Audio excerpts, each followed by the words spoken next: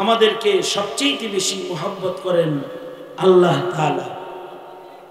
আল্লাহর চাইতে বান্দাকে বেশি মোহাব্বত করার আর কেউ নেই। কেরানীগঞ্জ জাতীয় উলামা ইম্মা পরিষদের উদ্যোগে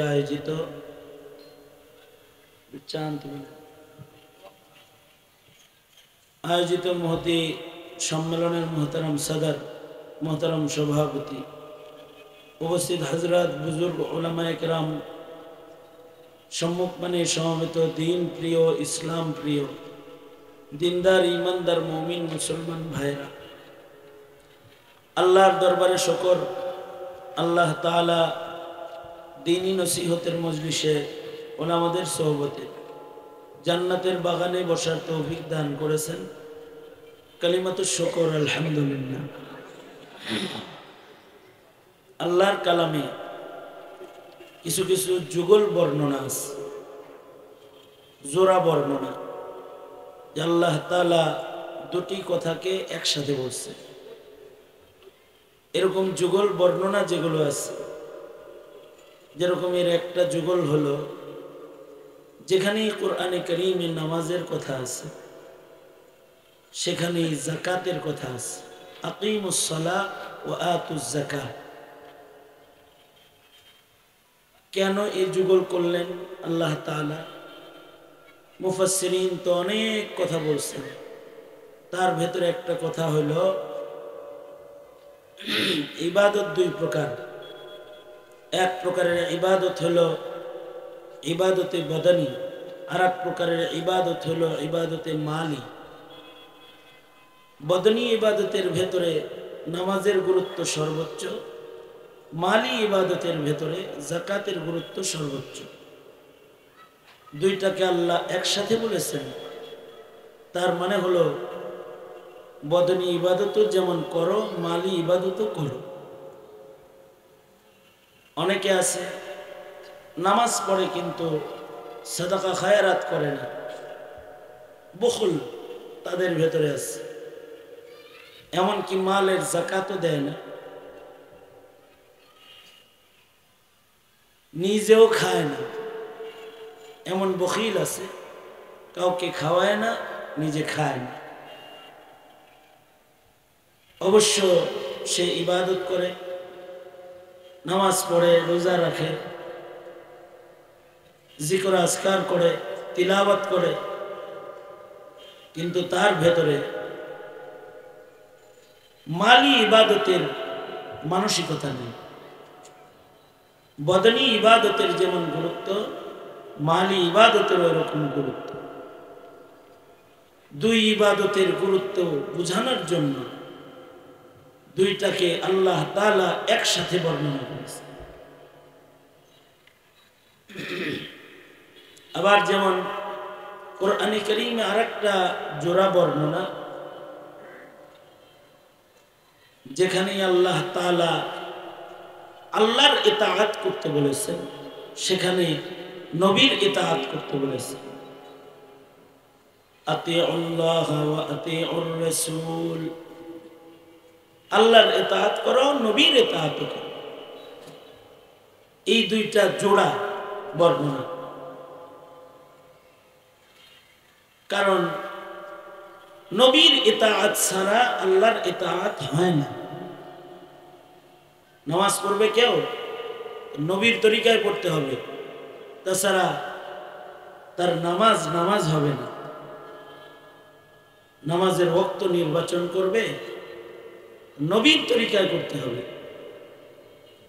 নবীর তরিকায় না করলে নামাজ হবে না। নামাজের নিষিদ্ধ ওক্তে যদি নামাজ পড়ে, তার নামাজ হবে না।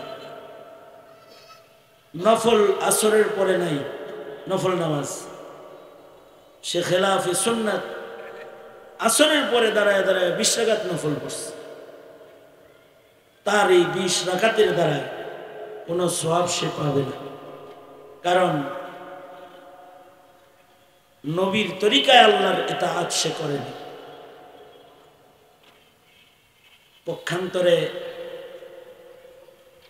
নিজের ব্যক্তিগত কাজেও যদি কেউ নবীর ইতাআত করে, কাজায়ে হাজত, ইস্তেঞ্জা করবে কেউ, এটা তার নিজের ব্যক্তিগত হাজত, কিন্তু এটা সুন্নত তরিকায় করছে, নবীর তরিকায়। নবীর তরিকায় নিজের ব্যক্তিগত কাজ করার সাথে সাথে তার ব্যক্তিগত হাজতের কাজটাও ইবাদত হয়ে যাবে। এ কারণে আতিউল্লাহ ওয়া আতিউর রাসূল, আল্লাহর ইতাআত করো, নবীর ইতাআত করো। জোড়া বর্ণনা কোরআনে কারীমে আরেকটা জোড়া বর্ণনা হলো, যেখানেই আল্লাহ তাআলা আল্লাহর ইবাদত করতে বলেছেন, ওখানে মা বাবার আলোচনাও এনেছেন, মা বাবার খেদমত করতে বলেছেন। যেমন আমি পড়েছি, আল্লাহ তাআলা শুধুই মাত্র আল্লাহর ইবাদত করতে কয়, আর আল্লাহ তাআলা মা বাবার হক আদায় করতে বলে। আল্লাহর হক আদায় করো, মা বাবার হক আদায় করো। ওয়াকাযা রাব্বুকা আল্লা তা'বুদু ইল্লা ইয়্যাহু ওয়া বিল ওয়ালিদাইনি ইহসানা। আল্লাহর ফয়সালা হলো ইবাদত করবা আল্লাহর, খেদমত করবা মা বাবা। এইটাকে জোড়া বানানোর বহু কারণের ভেতরে একটা কারণ হলো মুহাব্বত, একটা কারণ হলো মুহাব্বত। হয়তো গরম পানি দিতে পারেন, তাছাড়া চা আনতে পারেন। তা যেখানেই আল্লাহর গোলামির কথা, ওখানে মা বাবার হক আদায়ের কথা। এর বহু কারণের ভেতরে একটা কারণ মুহাব্বত। আমাদেরকে সবচেয়ে বেশি মুহাব্বত করেন আল্লাহ তাআলা। আল্লাহর চাইতে বান্দাকে বেশি মুহাব্বত করার আর কেউ নেই। এ কারণেই আল্লাহ তাআলা কোন বান্দাকে দোজখে দিতে চান না। আল্লাহ পাক বান্দাকে, যে আল্লাহর বান্দা হয় একবার, যে বলে লা ইলাহা ইল্লাল্লাহ মুহাম্মাদুর রাসূলুল্লাহ, এতটুকুন যে একবার বলে, হাদিসে তো আছে আল্লাহ তাকে এত ভালোবাসেন যে তাকে আল্লাহ দোজখে ফেলবেন না। কোনো না কোনো ভাবে আল্লাহ তাকে দোজখে ফেললেও দোজখ থেকে বাইর করবেন, কারণ বান্দাকে আল্লাহ তাআলা মুহাব্বত করেন। এ কারণেই বান্দা আল্লাহর কাছে যদি ক্ষমা চায়, আল্লাহ তাআলা বান্দাকে ক্ষমা করেন। কারণ কি? মুহাব্বত। বান্দা যদি অনেক বড় অপরাধ করে, তাও আল্লাহর পক্ষ থেকে ঘোষণা, লা তাকনাতু মির রাহমাতিল্লাহ, আল্লাহর রহমত থেকে তুমি নিরাশ হও না। ইন্নাল্লাহা ইয়াগফিরুয যুনুবা জামিআ, বান্দার জীবনের সব গুনাহ আল্লাহ মুহূর্তে ক্ষমা করার ওয়াদা করেছেন, যে নিশ্চয়ই তোমার রব তোমার সব গুনাহ ক্ষমা করে দিতে পারেন। এটা একটা মুহাব্বত। আল্লাহ পাকের আরশে লেখা আছে, গালাবাত রহমতি গজবি, আল্লাহর রাগের চাইতে আল্লাহর দয়া বেশি। সুবহানাল্লাহ। বড় বড় আসামিকে দুনিয়াতে খালি আস্তাগফিরুল্লাহ বললে মাফ করে তা না, দুনিয়াতে কেউ আস্তাগফিরুল্লাহ বলে না। হাদিসে আছে, হাসরে বলছে, হাদিস শরীফে আছে, হাসরের ময়দানে আল্লাহ তাআলা গুনাহগারকে ডাকবে, কালিমাওয়ালা গুনাহগারকে ডাকবে, এই এদিকে আসো, বান্দা কাছে যাও। আল্লাহ তাআলা বান্দার মাথায় হাত রেখে চুপি চুপি বান্দার সাথে কথা বলবে। বান্দার কানে মুখ লাগায় আল্লাহ বলবে, এত গুনাহ করছিলি কেন? বান্দা চুপি চুপি আল্লাহকে বলবে, আল্লাহ ভুল হয়ে গেছে। আল্লাহ বলবেন, ঠিক আছে, আমার একটা নাম হলো সত্তার, আমি তোর সব ভুল মাফ করে দিলাম। শুধু মাফ করলাম না, এটা সত্তার নাম দিয়ে ঢাইকা দিলাম। ভুল হিসাবে আমল নামায় ছিল, নেকি হিসাবে উঠায় দিলাম, যা নিরাপদে জায়গা, জান্নাতে চলে যাবে। এটা কি? মুহাব্বত।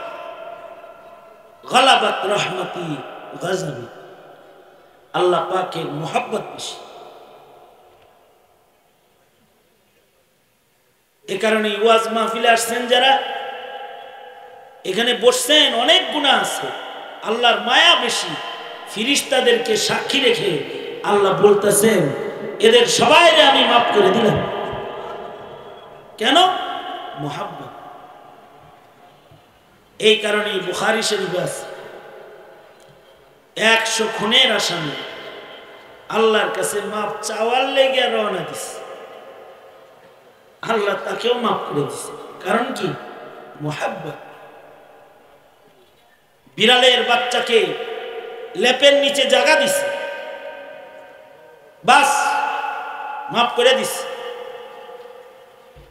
কুকুরে পানি খাওয়াইছে, বুখারীর বর্ণনা। আল্লাহ তাআলা কুকুরে পানি পান করানোর পুরস্কার হিসেবে জিন্দেগীর সব জেনার গুনাহ মাফ করে দিছে, বুখারী।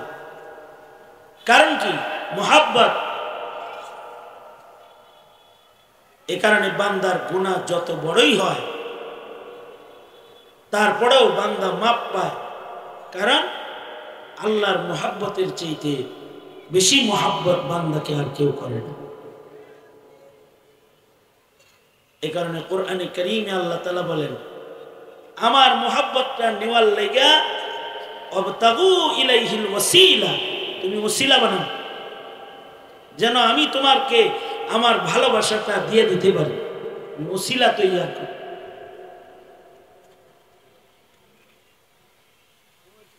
বান্দার ছোট ছোট আমলের ওসিলায় আল্লাহ বান্দাকে মুহাব্বতটা দান করবে। ছোট ছোট আমলের ওসিলা। আমলটা যদি দুনিয়ায় হয় তাহলে তো ভালো, কিন্তু আল্লাহর রহমতে মুহাব্বতে অনেকে দুনিয়ায় আমল করতে পারে না, হাসরে আমল করবে। মানে হাসরের ময়দানে আল্লাহর ক্ষমা পাওয়ার মতো কাজ করে ফেলবে। হাদিসে আছে, 2 ব্যক্তিকে জাহান্নামের ভিতরে জোরে জোরে কাঁদতেছে, 2 ব্যক্তি মুমিন। হাদিসে আছে, আল্লাহ তাদেরকে দোজখ থেকে বাইর করে এনে বলবে, এই এত চিল্লাস কেন? গুনাহ বেশি করছস, এ কারণে দোজখে যাইতাছিস, যা দোজখে চলে যা। এই দুজন আবার দোজখের দিকে রওনা হবে। এর ভিতরে একজন আল্লাহর দিকে ফিরে ফিরে চাবে, আল্লাহ তাকে বলবেন, আয় আমার দিকে চাস কেন? কি লেগে তাকাস আমার দিকে? বান্দা বলবে, আয় আল্লাহ, আলেমদের মুখে শুনছি আপনার দয়া অনেক বড়, যদি আপনার দয়া আবার পাই এর লেগে চাই। আল্লাহ বলবেন, আমার রহমত আমার দয়ার উপরে তোর আস্থা আছে, যা তোকে মাফ করে দিলাম। আরেকজন যে আছে তাকে বলবে, কিরে তুই দিয়ে খালি যাস আর যাস, চাস না তো? বান্দা বলবে, আল্লাহ দুনিয়ায় আপনার একটা হুকুমও মানি না, আজকের হুকুমটা না মানলে বান্দা হমু কেমনি, এর লেগে যাইতেছি। আল্লাহ বলবেন, যা আমার হুকুম যেহেতু বুঝছস মাফ করে দিলাম। এই ফেরেশতারা ওকে জান্নাতে নিয়ে যাবে, জান্নাতে। কুরমার ঝুরির গল্প না, মুসলিম শরীফের রিওয়ায়াত, মুসলিম শরীফে আছে কিতাবুল ঈমানের হাদিস। আল্লাহ তাআলা মুমিনকে এত মোহাব্বত করেন, মুমিনের যদি ইবাদত নাও থাকে, তার ঈমানের কারণে আল্লাহ যখন তাকে দোজখে ফেলবেন, দোজখে ফেলার আগে আল্লাহ তাকে মৃত্যু দান করবেন। আবার মুসলিম শরীফে আছে, মরণ দিয়ে দিবেন তাকে, মেরে ফেলবেন তাকে। কেন মারবেন? মোহাব্বতে মারবেন। আল্লাহ মোহাব্বত করে, এর লেগে বান্দারে আবার মৃত্যু দিবেন। ডাক্তার যেমন করে রোগীকে অভ্যাস করে তারপরে কাটে,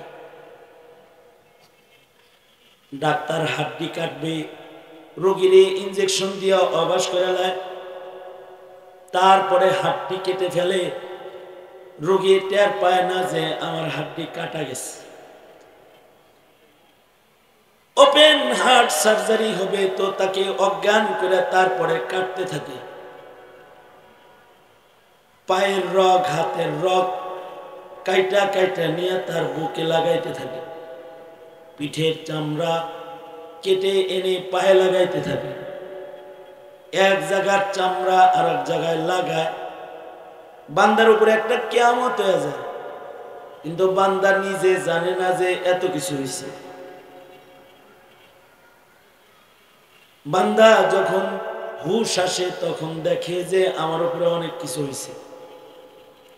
মুমিন বান্দাকে আল্লাহ এত মোহাব্বত করেন, দোজখে দেওয়ার আগে তাকে মৃত্যু দিবেন। তাকে আল্লাহ তাআলা শাস্তি দিবেন, অর্থাৎ তাদিবান। যে গুনার ময়লাগুলা আল্লাহ ওয়ালাদের কাছে তওবা কইরা পাক হইতে বলছিল আল্লাহ, এটা হয় নাই, আগুন দিয়া আল্লাহ তার ময়লা সাফ করবেন, তাকে জান্নাতে দেওয়ার জন্য উপযুক্ত সুস্থ করবেন। বান্দার জীবনের গুনাহ মাফের পদ্ধতি দুইটা। একটা হলো তওবা, কোন বুজুর্গের কাছে তওবা করবে, আল্লাহর কাছে মাফ চাবে, বলবে আস্তাগফিরুল্লাহ, মাফ করে দেন, তো তার ময়লা দূর হয়ে যাবে। যত বড় গুনাহগার সে হোক, এমন হবে যে তওবার পরে কেমন যেন জীবনে সে গুনাহ করেই না, এরকম হয়ে যাবে যে গুনাহই করে নাই জীবনে। আর যে তওবাটা করবে না, তার গুনার নাপাক আল্লাহ দোজখের আগুন দিয়ে সাফ করবে বান্দাকে জান্নাতে নেওয়ার জন্য। এই কারণেই মুমিনকে জান্নাতের নিচে রাখবে না, উপরে রাখবে। জাহান্নামের নিচে রাখবে না, উপরে রাখবে। জাহান্নামের 7টা স্তর, সবার উপরে গুনাহগার মুমিনরে রাখবে, উপর থেকে তুল্লা তুল্লা খালি জান্নাতে দেওয়ার লেগে। এই মুমিনের নিচে থাকবে ইহুদ নাসারা 2 স্তরে, তার নিচে থাকবে সাবিঈন, যারা চন্দ্র পূজা করছে, সূর্য পূজা করছে। তার নিচে থাকবে মাজুসি, যারা আগুন পূজা করছে। 6ষ্ঠ স্তরে থাকবে মূর্তি পূজক, যারা বহুত্ববাদের গোলামি কইরা মুশরিক হইছে। একেবারে নিচে থাকবে হলো হাসিনা মার্কা মুনাফিক, যেগুলো হয়ে গেল ইন্নাল মুনাফিকিনা ফি দারকিল আসফালি মিনান নার। কিন্তু যার ঈমান আছে,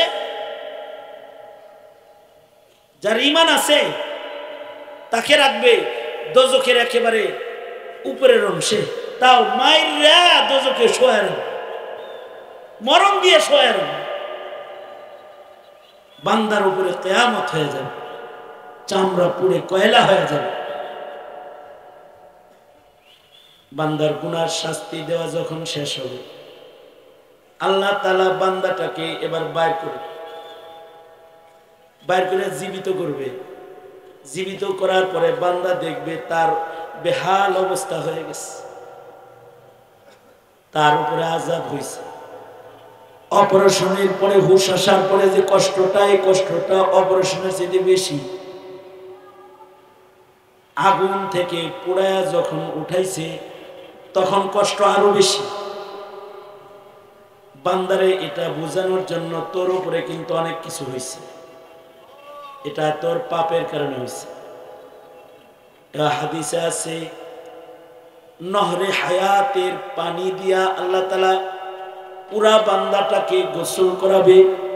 গোসল করার সাথে সাথে কালো চামড়া বদলায়া নতুন শুভ্র সাদা জান্নাতে যাওয়ার উপযুক্ত যুবক যুবতীর চামড়া গায়ে লেগে যাবে।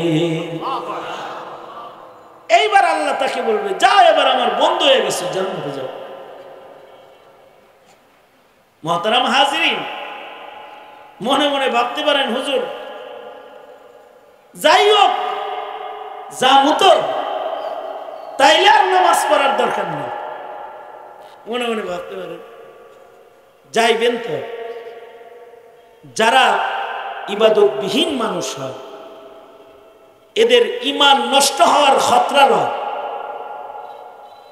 বেনামাজি,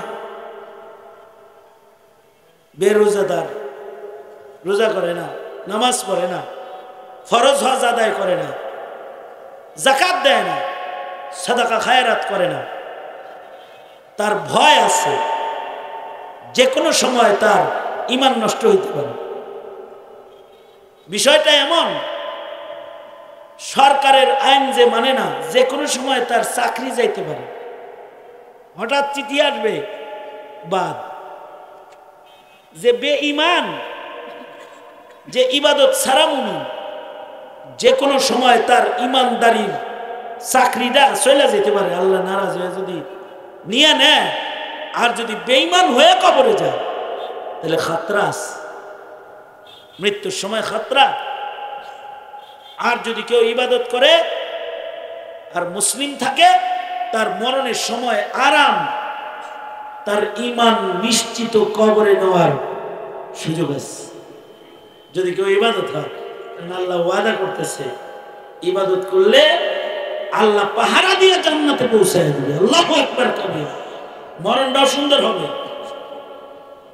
ইন্নাল্লাযীনা ক্বালু রাব্বুনাল্লাহ সুম্মা ইসতাকামু তাতানাজ্জালু আলাইহিমুল মালাঈকাতু আল্লা তাখাফু ওয়া লা তাহজানু ওয়া আবশিরু বিল জান্নাহ।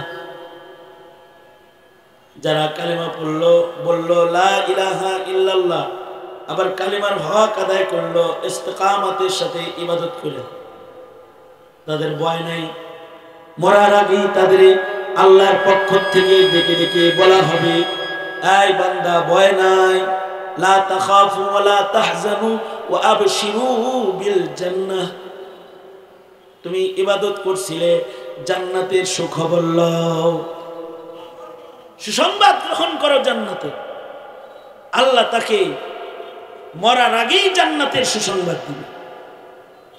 কিন্তু যার ঈমান কবরে যাবে, গুনাহগার যদি হয়, তার কবরের আযাবটা যদি 1 মিনিটেরও হয়, সেটাও ভয়ঙ্কর। তাকে যদি 1 সেকেন্ডের জন্য দোজখে ফেলা হয়, এটাও ভয়ঙ্কর।